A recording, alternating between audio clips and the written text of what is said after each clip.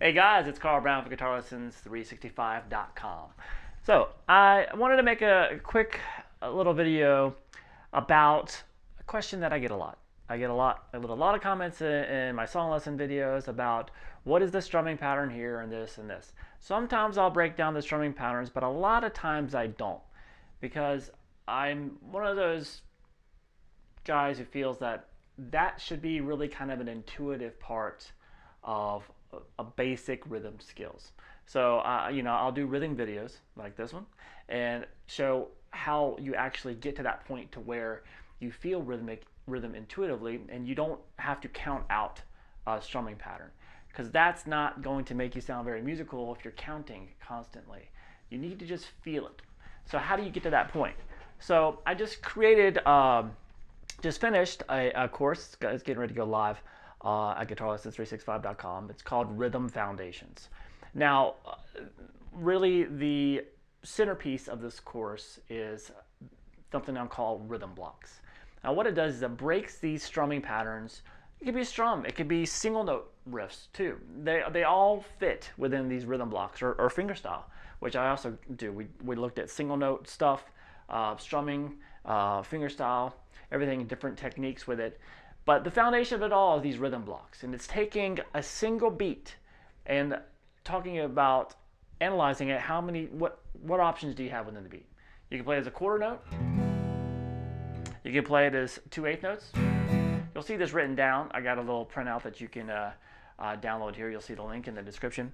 And then from there, so we just said we had one just quarter notes we wanted to play. So that is one strum for every beat. So we have a 4 beats in a measure here. We're going to start this, but this is true for, it could be a 3 beat measure, because we're breaking it down to the beat level, not the measure level.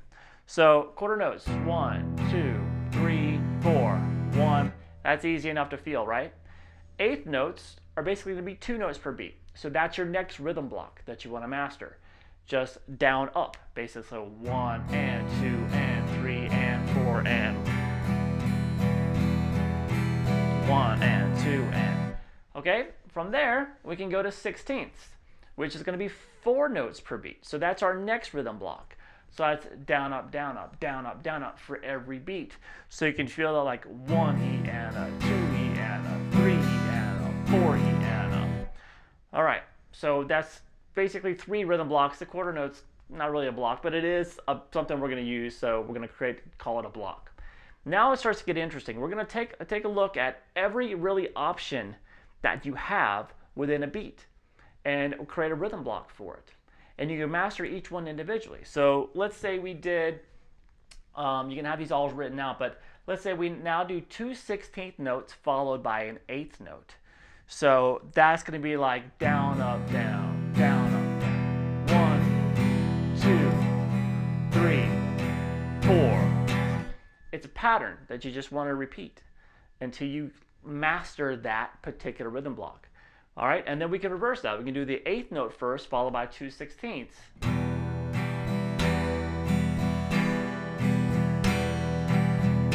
All right, so what I'm going to do is I'm going to lay out these rhythm blocks for you. Now, how these strumming patterns that you're hearing on your favorite music, or when you're wanting to come up with your own, you're just taking those rhythm blocks and you're piecing them together. Say we had a 4 beat measure. You can use the 8th note rhythm block, and then you can throw in the 16th note rhythm block. So we had this.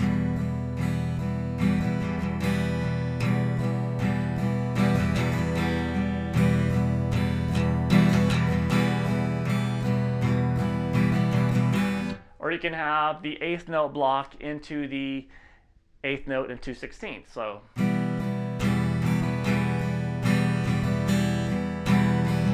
So what we're trying to get out of this is that this needs to become intuitive. You just need to practice these individual rhythm blocks enough, and then practice playing them from one to the other. Like, I'm going to do this rhythm block into that one, and then I'm going to repeat that again. So beat 1 and 2, and then beat 3 and 4. And you create a whole measure of it and just repeat it. Very quickly, you start to be able to just hear any kind of pattern and then play to it. Now the chords are a different thing. You know, that's harder to know.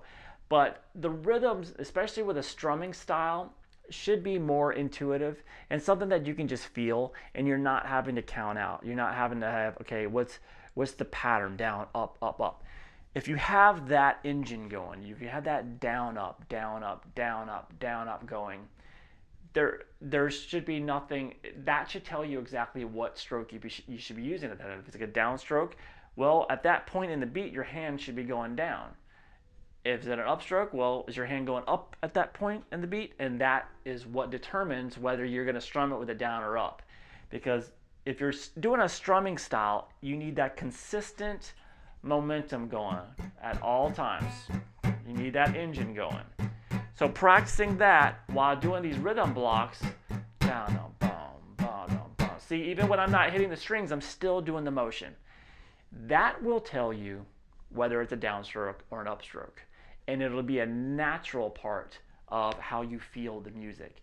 And that's what you wanted to get it to. You wanted to make it as simple as if somebody just clapped and you can just mimic it. Because there's no mystery about it. There was no, what are they doing? Are they doing it down or the up? Are they using a pick or what are they doing?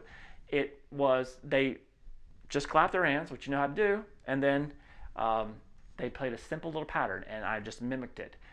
That's all it is. And that's what you want to get to. And these rhythm blocks are a really quick way of getting you there.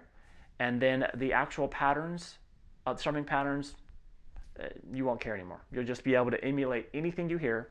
And then as long as you hit the chords right, it'll sound great. All right, so download this, practice these a little bit, and then create your own combinations of putting them together. And hopefully that'll get you, if you have any issues with this, it'll help you figure out how to do it. And if you want to take it a little bit further, I have my Rhythm Foundations course where we take this to riff playing, we take it and adding accents and lots of cool stuff to it. All right, I hope to see you there.